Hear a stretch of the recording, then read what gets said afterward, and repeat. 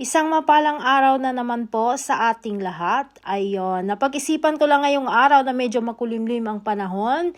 Kaya magluto tayo ng egg noodles. Ayun, nakikrave lang ako sa noodles ngayong araw.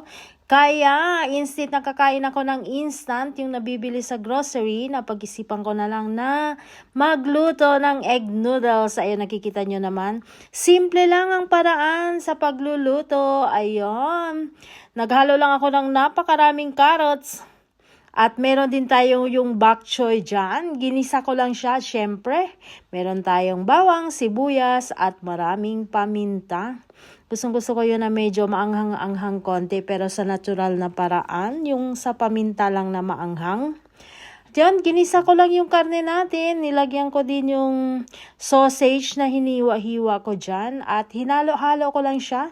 Ayun, ang ganda ng kulay ng ating niluluto at kumukulo-kulo siya dyan.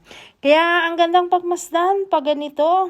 Kaya kayo dyan, kung masaya o nagpapasaya sa inyo ang pagluluto, mas maganda po kung tayo mismo magluto at haluin natin ang pagmamahal sa bawat niluluto natin para lalo itong sumarap at magpapasaya sa ating mga mahal sa buhay.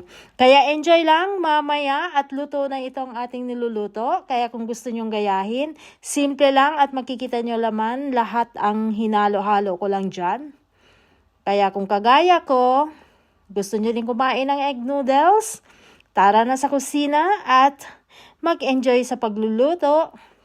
At habang ako'y dito, minamasdan ko yung yung pagkulo niya dyan. Kaya isi-share ko din sa inyo.